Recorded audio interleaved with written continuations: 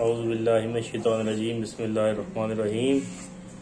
السلام علیکم ورحمۃ اللہ۔ تمام دوستوں کو پیار بھرا سلام۔ جمعہ مبارک، رمضان المبارک کی بہت اچھی گھڑیاں گزر رہی، جس میں ہمارے ساتھ پاکستان میں بہت بڑے بڑے ہنگامے کے سمجھ لیں ہنگامے ہو رہے ہیں ہمارے ساتھ، اور بہت عجیب سی صورتحال چل رہی ہے۔ جیسا کہ آپ سب کو پتہ ہے کہ تحریک عدم اعتماد آئی، اس کے اوپر بہت سارے ڈرامے ہوئے، آپس میں منحرف اراکین کو خریدا گیا، اور جو اتحادی پارٹیاں تھیں ان کے ساتھ لین دین یا ان کے ساتھ جو بھی سلسلے ہوئے، چودھری برادران دیکھ لیں کاف لیگ کے، یا اپنا MQM کے خالد صدیقی صاحب، ضمیر ہر کوئی بیچنے پہ لگا ہوا تھا، بس جس کا جدھر بکا۔ چودھری پرویز الہی، میں اس کے بارے میں کچھ نہیں کہتا، میرا اپنا ذاتی رائے یہ ہے کہ وہ بھی کتا جو ہوتا ہے نا، اس کو ہڈی مل جائے تو وہ خاموشی سے ایک سائڈ پہ چلا جاتا ہے، اس کو بھی ہڈی ملی ہے تو وہ خاموش ہوا ہے۔ ظاہر ہے پرویز الہی کو CM کی آفر ہوئی، خالد صدیقی جو ہے اس کو کافی سارا پیسہ لگایا گیا یا جو بھی کچھ لالچ وغیرہ دیا گیا، اس سب میں سارا کچھ دیکھیں تو نقصان یا وہ کچھ تو پاکستان کا ہی ہوتا رہا ہے، لیکن ان لوگوں کی تو خیر ڈرامے بازیاں ہیں، شروع سے تھیں اور ہیں اور چلتی بھی رہیں گی، کیونکہ وہ قوم جو اپنی قسمت خود نہیں بدلنا چاہتی، اس کی قسمت اس طرح تو نہیں بدلی جا سکتی کہ کوئی اوپر سے ہی کچھ ہو جائے، ظاہر ہے۔ اور انشاءاللہ ہمیں امید ہے کہ کچھ ہوگا ہمارے لیے، کیونکہ اکثریت جو ہے وہ اس سوچ کی حامل ہے کہ پاکستان کا بھلا ہو۔ خیر تحریک عدم اعتماد آئی، جو بھی ڈرامہ چلا، اس کے بعد عدالت نے سو موٹو لیا۔ سو موٹو کیوں لیا؟ وہ اس لیے لیا کہ ڈپٹی اسپیکر نے اور فواد چودھری صاحب نے اس کو قانون کے خلاف کہتے ہوئے اس تحریک کو ہی خارج کر دیا تھا، جس پر ہماری عدالت سوئی ہوئی جاگ گئی، کیونکہ اور بہت سارے ایسے کیسز ہیں جس پر عدالت ہماری سوئی تھی، سوئی ہے، سوئی رہے گی۔ کہنا نہیں چاہیے لیکن کہنا بنتا ہے، کیونکہ ہمارے ملک کا مسئلہ ہے۔ ہمارے ملک کے اندر کرپشن کرنے والے بڑے بڑے مافیا، ان کی ضمانتیں، ان کے پاکستان کے ساتھ غداریاں، پاکستان کے خلاف مخالف جا کر ان لوگوں نے بہت ایسے کام کی، حرکتیں کی ہیں، وہ سب جائز، اور یہ چیز ناجائز، کیونکہ اس میں بھی ججز کی بھی کوئی نہ کوئی اپنی ذاتی مفادات ہوں گے۔ ظاہر ہے اب میں تو یہی کہوں گا نا، ہمارے ملک کا نقصان ان لوگوں نے کیا ہے۔ جب سب کچھ چل رہا ہے تو ان لوگوں کو سو موٹو لینے کی کوشش، ضرورت کیا تھی؟ کیا کوئی خاص مسئلہ ان کے ساتھ پیش آیا تھا جو یہ سو موٹو لے چکے؟ ہمارا نواز شریف ملک میں جو 2-3 دفعہ وزیر اعظم رہا ہے، کرپشن کے کیسز میں، شہباز شریف کرپشن کے کیسز میں، شہباز شریف اور PDM کو دیکھ لیں، زرداری کو دیکھ لیں، ان لوگوں نے خرید و فروخت کی ہے، اوپنلی ہارس ٹریڈنگ کی ہے۔ اس چیز کی تو سو موٹو نہیں لیا ہماری سپریم کورٹ یا ججز نے۔ تو سب ٹوپی ڈرامہ یہ جو چل رہا ہے، یہ ملکی مفاد کے لیے نہیں ہے، ملکی مفاد کے اگینسٹ ہے۔ خیر پارلیمنٹ میں جو اجلاس ہوا اس پر سو موٹو لیا گیا، اور عدالت نے 3-4-5 دن کی بعد یہ فیصلہ دیا کہ یہ جو ہوا ہے یہ غلط ہوا ہے، اسمبلیوں کو بحال کیا ان لوگوں نے۔ اب سوچنے کی باتوں میں 2-3 چیزیں ہیں، جو یہ ہیں کہ ایک تو آپ کا قومی اسمبلی کا اسپیکر، ڈپٹی اسپیکر، اور دوسری چیز یہ ہے کہ جو پارلیمنٹ ہے وہ عدالت کے ماتحت ہو گئی ہے۔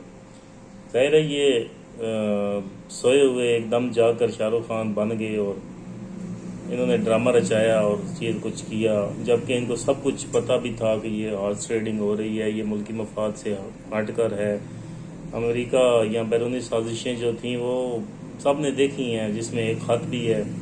خط مان لیں جھوٹ تھا، لیکن اس کی تحقیقات تو ہو سکتی تھی نا۔ ان عدالتوں نے تحقیقات بھی نہیں کی ہیں، ایمبیسڈر کو بلا کر اس کے بارے میں کچھ وہ لیا جا سکتا تھا کہ بھی ہاں یہ ٹھیک تھا یا غلط تھا۔ جو ملک بھی ظاہر سیکیورٹی کونسل کا جو اجلاس ہوا اس میں ووٹ نہیں دیا، سری لنکا وغیرہ، پاکستان، تو اس کے پھر ایفیکٹس تو ہونے تھے نا، ریجیم چینج، تو پھر ان لوگوں کی بہت پرانی پالیسی ہے، تو وہ تو پھر آنا ہی تھا۔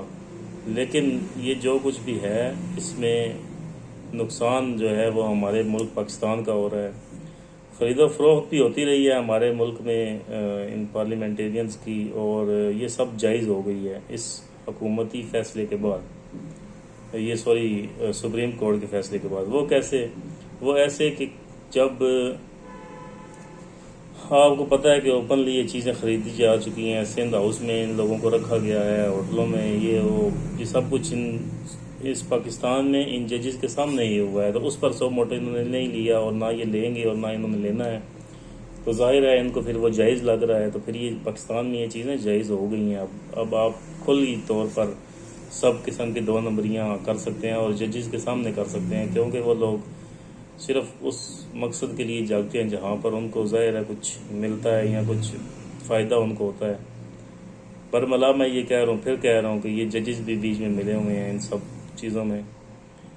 تو سپریم کورٹ نے جو ابھی پیچھے کچھ 100 موٹو لیے تھے یہ منی لانڈرنگ کیس میں، تو وہ جناب بری اس طرح ہوئے کہ یہ تو میری بیوی کے نام پر ہے۔ تو آج کل یہ بھی ٹرینڈ چل پڑا ہے کہ اپنی بیوی کے نام پر شو کرو چیزیں اور کرپشن کھلی کرتے جاؤ۔ کرپشن کی جیت ہوئی ہے جی ہمارے ملک میں، آپ کو مبارک ہو۔ جن لوگوں نے پی ڈی ایم کے حق میں تھے جو لوگ، ان کو مبارک ہو، ان کے ملک کی ہار ہوئی ہے، امریکہ کی جیت ہوئی ہے، یہ آپ کو ظاہر ہے آپ لوگ چاہتے یہ تھے، تو آپ لوگوں کو بہت بہت مبارک ہو۔ ہمارے ملک میں تو بہت بڑا نقصان ہو گیا۔